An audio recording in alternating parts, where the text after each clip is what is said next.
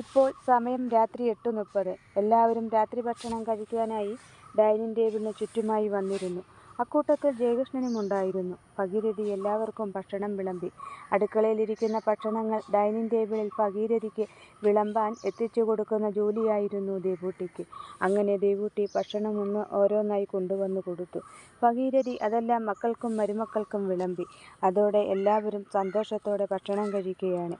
ഒടുവിൽ അടുക്കളയിൽ നിന്നും അവസാനത്തെ ഭക്ഷണ സാധനവും കൊണ്ടുവന്നു ഭഗീരഥിയുടെ കയ്യിൽ കൊടുത്ത ശേഷം ദേവൂട്ടി അവിടെ നിൽക്കാതെ തിരികെ അടുക്കളയിലേക്ക് നടന്നു. ഈ സമയം ഭഗീരഥി പറയുന്നതനുസരിച്ച് ഭക്ഷണ സാധനങ്ങൾ കൊണ്ടുവന്നു കൊടുക്കുന്ന ദേവൂട്ടിയെ ജയകൃഷ്ണൻ ശ്രദ്ധിച്ചുകൊണ്ടേയിരുന്നു. എന്നാൽ ഒരിക്കൽ പോലും ദേവൂട്ടി ജയകൃഷ്ണന്റെ നേർക്കൊന്ന് നോക്കുകയോ അവനെ ശ്രദ്ധിക്കുകയോ ചെയ്തിരുന്നില്ല. അതിനാൽ ജയകൃഷ്ണന്റെ മനസ്സിൽ നല്ല വിഷമമുണ്ടായിരുന്നു. എന്നാൽ അതൊന്നും പുറത്തു കാട്ടാതെ എല്ലാവർക്കുമൊപ്പം നിശബ്ദനായിരിക്കുകയാണവൻ. ഇതിനിടെ ഭഗീരഥി സന്തോഷത്തോടെ ഭക്ഷണം വിളമ്പിക്കൊണ്ടും ഇരിക്കുകയാണ്. എന്നാൽ പെട്ടെന്നാണത് സംഭവിച്ചത്. ഭഗീരഥിയുടെ നിർദ്ദേശപ്രകാരം അടുക്കളയിൽ നിന്നും ഭക്ഷണം എടുത്തു കൊടുത്ത ശേഷം ദേവൂട്ടി തിരികെ അടുക്കളയ്ക്ക് നടന്നു തുടങ്ങവേ ഡൈനിങ് ടേബിളിൽ മറ്റുള്ളവർക്കൊപ്പം ഇരുന്ന ജയകൃഷ്ണൻ അവിടെ ഇരുന്നു കൊണ്ട് തന്നെ തൻ്റെ ശബ്ദമുയർത്തി ദേവൂട്ടിയെ വിളിച്ചു. ദേവൂട്ടി! അവൻ്റെ ആ ശബ്ദമുയർത്തിയുള്ള വിളി കേട്ട് ദേവൂട്ടിയടക്കം അവിടെയിരുന്ന സകലരും ഞെട്ടിപ്പോയി. ആ ഞെട്ടലോടെ തന്നെ അവർ എല്ലാവരും ജയകൃഷ്ണന്റെ നേർക്ക് നോക്കിപ്പോയി. അങ്ങനെ അവനെ നോക്കിയവരുടെ കൂട്ടത്തിൽ ദേവൂട്ടിയും ഉണ്ടായിരുന്നു. ഈ സമയം ജയകൃഷ്ണൻ താനിരുന്ന കസേരയിൽ നിന്നും എഴുന്നേറ്റ് അവളുടെ അടുത്തെത്തി. അവളെ അടിമുടിയൊന്ന് നോക്കിയ ശേഷം തുടർന്നു. നാളെ മുതൽ ഈ ഡൈനിങ് ടേബിളിൽ ഞാൻ ഭക്ഷണം കഴിക്കാൻ വരുമ്പോൾ ഈ ടേബിളിൽ എനിക്കൊപ്പം ഭക്ഷണം കഴിക്കാൻ നീ ഉണ്ടായിരിക്കണം. അപ്പോൾ ഇതായിരിക്കരുത് വേഷം. പിന്നെ ഞാൻ അതായത് ചെമ്പകശ്ശേരിയിലെ ജയകൃഷ്ണൻ താലി കെട്ടിക്കൊണ്ടുവന്ന എൻ്റെ ഭാര്യയാണ് എന്ന കാര്യവും മറക്കരുത് എന്ന് പറഞ്ഞുകൊണ്ട് വിളമ്പി വച്ച ഭക്ഷണം പോലും കഴിക്കാതെ അവൻ തൻ്റെ മുറിയിലേക്ക് നടന്നു. ഈ സമയം അത് കണ്ട ഭഗീരഥി ജയകൃഷ്ണനെ വിളിച്ചു. ജയ, നീ എന്തായി കാട്ടുന്നത്? വിളമ്പി വച്ച ഭക്ഷണത്തിന് മുന്നിൽ നിന്നും ഇന്നിത് രണ്ടാമത്തെ തവണയാണ് അത് കഴിക്കാതെ നീ എഴുന്നേറ്റ് പോകുന്നത്. അത് ശരിയാണോ? ഭഗീരഥി ചോദിച്ചു പോകുന്നു. അത് കേട്ടതും ജയകൃഷ്ണൻ, അതെ, അത് തെറ്റു തന്നെയാണ്. ഇന്നുവരെ ഞാൻ ചെയ്തതെല്ലാം തെറ്റു തന്നെയാണ്. അതിനാൽ ആ തെറ്റുകളെല്ലാം ഞാനൊന്ന് തിരുത്താൻ പോവുകയാണ്. അതിൻ്റെ ആദ്യപടിയാണ് ഇപ്പോൾ ഇവിടെ കണ്ടത്. പിന്നെ അമ്മ എന്നെ തെറ്റും ശരിയും പഠിപ്പിക്കാൻ വന്ന സ്ഥിതിക്ക് എനിക്ക് അമ്മയോടും ഒപ്പം ഇത് കേട്ടുകൊണ്ട് ഇവിടെയിരിക്കുന്ന സകലരോടും ഒരു കാര്യം പറയാനുണ്ട്. ഒരേ ഒരു കാര്യം. ഇവിടെയിരിക്കുന്ന നിങ്ങൾക്ക് ഓരോരുത്തർക്കും ഞാൻ ഈ വീട്ടിലെ ആരാണെന്ന് വ്യക്തമായി തന്നെ അറിയാം എന്ന് തന്നെയാണ് എൻ്റെ ധാരണ. ആ ധാരണ ശരിയാണെങ്കിൽ എനിക്ക് നിങ്ങളുടെ മനസ്സിൽ ഒരു സ്ഥാനവും ഉണ്ടായിരിക്കും. നിങ്ങളുടെ മനസ്സിലുള്ള ആ സ്ഥാനം അതെന്തു തന്നെയായാലും ഇന്നു മുതൽ, അല്ല ഈ നിമിഷം മുതൽ, അതെൻ്റെ ഭാര്യയായി എനിക്കൊപ്പം ഇവിടേക്ക് ഞാൻ കൂട്ടിക്കൊണ്ടുവന്ന ദേവൂട്ടിക്കും കിട്ടിയിരിക്കണം. അതല്ല കിട്ടിയിരിക്കും, ജയകൃഷ്ണൻ രണ്ടാമത് എടുത്തു പറഞ്ഞു. ആ ഒരു വാക്കിന് വല്ലാത്തൊരു തരം കാഠിന്യമുണ്ടായിരുന്നു. അങ്ങനെയല്ല എങ്കിൽ ഞാൻ ആരാണെന്നും എന്താണെന്നും നന്നായിട്ടറിയാവുന്ന വീട്ടുകാർക്ക് അത് മനസ്സിലാകും. അത്രയും പറഞ്ഞ ശേഷം ജയകൃഷ്ണൻ അവിടെ നിന്നും മുകളിൽ അവൻ്റെ മുറിയിലേക്ക് നടന്നു. എന്നാൽ ഇവിടെ അത്രയും പറഞ്ഞ് ജയകൃഷ്ണൻ അവിടെ നിന്നും പോയതും ഒരു നിമിഷം അവിടെയിരുന്ന എല്ലാവരും മുന്നിലിരുന്ന ഭക്ഷണം പോലും കഴിക്കാതെ മുഖാമുഖം നോക്കി ഇരുന്നു പോകുന്നു. ഒപ്പം അവരുടെയെല്ലാം മനസ്സുകളിൽ അവൻ പറഞ്ഞ ആ വാക്കുകളുടെ അർത്ഥം അതെന്തിനെക്കുറിച്ചാണെന്ന് മനസ്സിലായി. അതോടെ ആരും ഒന്നും മിണ്ടാതെ നിശബ്ദരായിരുന്നു ഭക്ഷണം കഴിച്ചു. ഈ സമയം ജയകൃഷ്ണന്റെ പെട്ടെന്നുള്ള ആ ഭാവമാറ്റം കണ്ട് ഞെട്ടിത്തരിച്ചു നിന്നു പോകുന്ന ദേവൂട്ടിയെ സംബന്ധിച്ചു പറഞ്ഞാൽ അവൻ്റെ ആ ഭാവമാറ്റം കണ്ട് അവൾ ശരിക്കും പേടിച്ചു വിറച്ചു. തനിക്ക് മുന്നിൽ സ്നേഹത്തോടെ മാത്രം നിന്നിരുന്ന തൻ്റെ ജയേട്ടനായിരുന്നു ഇത് എന്ന് സംശയം തോന്നിപ്പോയി അവൾക്ക്. ജയേട്ടൻ്റെ ആ ഭാവമാറ്റം കണ്ട് ജയേട്ടൻ്റെ വീട്ടുകാരും പേടിച്ചു പോയിരിക്കുന്നു. ശരിക്കും തൻ്റെ ജയേട്ടൻ ഇങ്ങനെയൊരാളായിരിക്കുമോ? അറിയില്ല. ദേവൂട്ടി പതിയെ അടുക്കളയിലേക്ക് നടന്നു. ആ രാത്രി ദേവൂട്ടിയും ഭക്ഷണമൊന്നും കഴിച്ചിരുന്നില്ല. സത്യം പറഞ്ഞാൽ ഇന്നത്തെ ആ ദിവസം ജയകൃഷ്ണനും ദേവൂട്ടിയും ഭക്ഷണമൊന്നും കഴിച്ചിരുന്നില്ല എന്നുള്ളതാണ് സത്യം. എല്ലാവരും ഭക്ഷണം കഴിച്ചിട്ട് പോയ പാത്രങ്ങളെല്ലാം കഴുകി വൃത്തിയാക്കിയ ശേഷം തൻ്റെ പതിവ് ജോലികളെല്ലാം ചെയ്തു തീർന്ന ദേവൂട്ടി മുകളിൽ ജയകൃഷ്ണൻ്റെ മുറിയിലേക്ക് നടക്കുന്നതിനിടെ അവളുടെ മനസ്സിൽ ജയേട്ടൻ മുറിയിലുണ്ടാകുമോ? അങ്ങനെയെങ്കിൽ ജയേട്ടന് മുന്നിൽ താൻ എങ്ങനെയാണ് ചെന്നെത്തി നിൽക്കുക? അവൾ ഓർത്തു. എന്നാൽ മുറി തുറന്ന് അവൾ അകത്തേക്ക് കയറി ചെല്ലുമ്പോൾ ജയകൃഷ്ണൻ പക്ഷേ ആ മുറിയിൽ ഉണ്ടായിരുന്നില്ല. പുറത്തെ ബാൽക്കണിയിൽ ബാൽക്കണിയിലെ ഊഞ്ഞാൽ കസേരയിൽ ഇരിക്കുകയായിരുന്നു അവൻ. അതോടെ പാതി സമാധാനത്തോടെ ദേവൂട്ടി ബാത്റൂമിൽ കയറി കുളിച്ചു. ഡ്രസ്സ് മാറി വന്നപ്പോഴേക്കും ജയകൃഷ്ണൻ തിരിച്ചെത്തി. ആ ഒരു നിമിഷം ഇരുവരും വല്ലാതെ സ്റ്റക്കായി പോയി. സ്വയം പരസ്പരം അറിയാത്തവരെ പോലെ നിന്നു പോകുന്നു.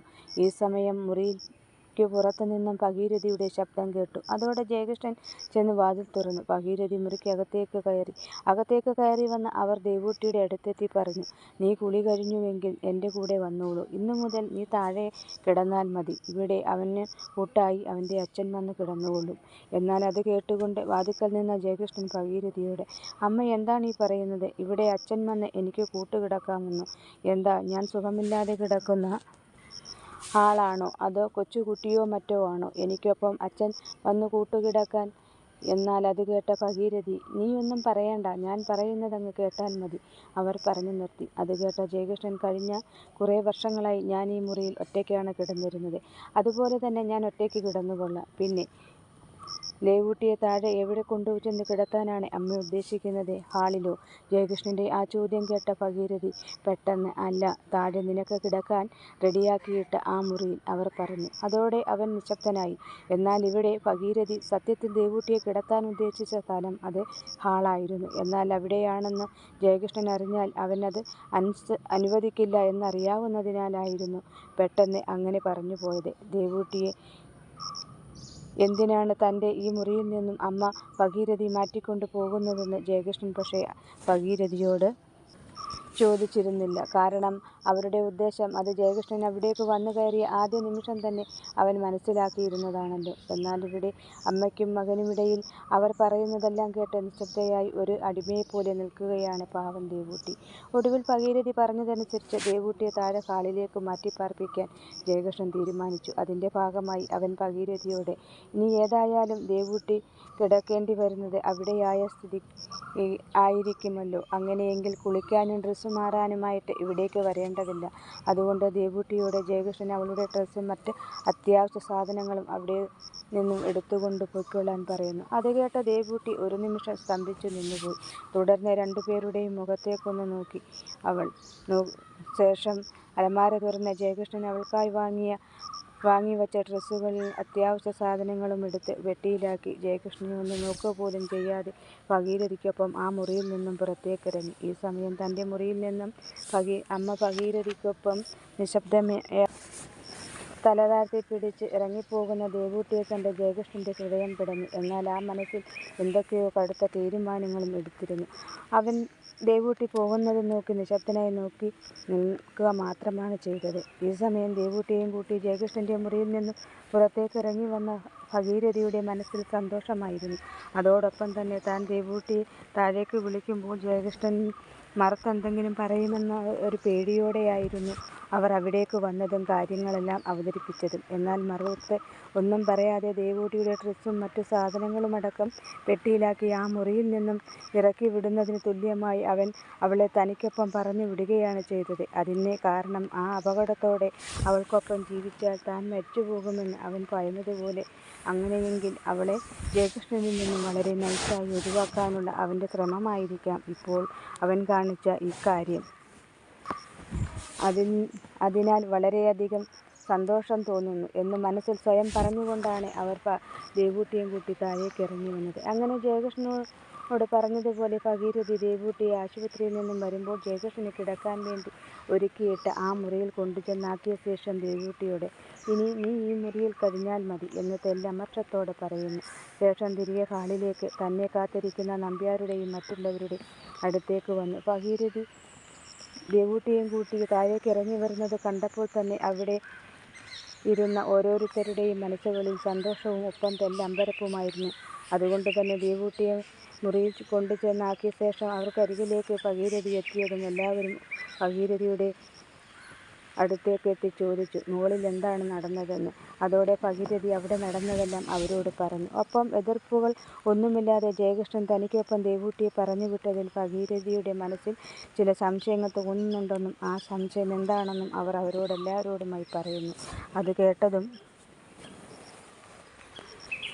അവർ ഒന്നടങ്കം ഭഗീരഥിയുടെ ആ സംശയം സത്യമാണെന്ന് ആ അപകടത്തോട് സത്യമാണെന്നും ആ അപകടത്തോടെ ജയകൃഷ്ണൻ ശരിക്കും പേടിച്ചിരിക്കുന്നുവെന്നും അതുകൊണ്ട് തന്നെ നമ്മൾ വരയ്ക്കുന്ന വരയിൽ അവൻ പതിയെ വന്നുകൊള്ളുമെന്നും ഭഗീരഥി പറയുന്നു. എന്നാൽ എല്ലാവർക്കും ഒപ്പമിരുന്ന് ഭഗീരഥി പറയുന്ന കാര്യങ്ങളെല്ലാം കേട്ട് നിശബ്ദനായിരുന്ന നമ്പ്യാർ എല്ലാവരോടുമായി പറഞ്ഞു, അങ്ങനെയങ്ങ് തീർത്ത് സന്തോഷിക്കേണ്ട. എന്നാൽ അദ്ദേഹം പറഞ്ഞ ആ വാക്കിൻ്റെ അർത്ഥം അത് അദ്ദേഹത്തിന് മാത്രം മനസ്സിലായി. കാരണം അല്പം മുമ്പ് ഇവിടെ നടന്ന ആ ഒരു സംഭവം അതായിരുന്നു അതിന് കാരണം. ഒടുവിൽ ആശുപത്രിയിൽ നിന്നും ജയകൃഷ്ണൻ മടങ്ങിയെത്തിയതിൻ്റെ പേരിൽ ടെൻഷനടിച്ച് അതിൻ്റെ മുൾമുനയിൽ നിന്ന എല്ലാവരും ഇന്ന് വളരെയധികം സന്തോഷത്തോടെയാണ് ചർച്ച അവസാനിപ്പിച്ച് ഉറങ്ങാൻ പോയത്. ഇപ്പോൾ സമയം രാത്രി 1:30. ജയകൃഷ്ണൻ്റെ മുറിയിൽ ഈ നേരം വരെയായിട്ടും അവൻ ഉറങ്ങിയിട്ടുണ്ടായിരുന്നില്ല. അവന് ഉറക്കം വന്നിരുന്നില്ല എന്ന് പറയുന്നതാണ് സത്യം. കണ്ണുകളടച്ച് അവൻ അങ്ങനെ കിടക്കുകയാണ്. മനസ്സിൽ മുഴുവൻ ദേവൂട്ടിയെക്കുറിച്ചുള്ള ചിന്തകൾ മാത്രമായിരുന്നു. ആ ചിന്തകൾക്കിടയിൽ ജയകൃഷ്ണൻ്റെ മനസ്സിൽ ഇത്രയും വലിയ ഒരു അപകടത്തിൽ നിന്നും ജീവൻ തിരിച്ചു കിട്ടിയ താൻ ഇവിടെ വന്നിട്ട് തന്നെ സ്നേഹിക്കണമെന്ന് പറയില്ല. അന്യരെ പോലെയാണെങ്കിലും ഒന്ന് മുഖത്തു നോക്കി എന്താണ് സംഭവിച്ചതെന്നെങ്കിലും അവൾക്കൊന്ന് ചോദിക്കാമായിരുന്നില്ലേ? ദേവൂട്ടിയുടെ ഭാഗത്തു നിന്നും അങ്ങനെ ഒരു ചോദ്യം ചോദിക്കാത്തതിൽ ജയകൃഷ്ണന് അത്ര കണ്ട് വിഷമം തോന്നിയിരുന്നു.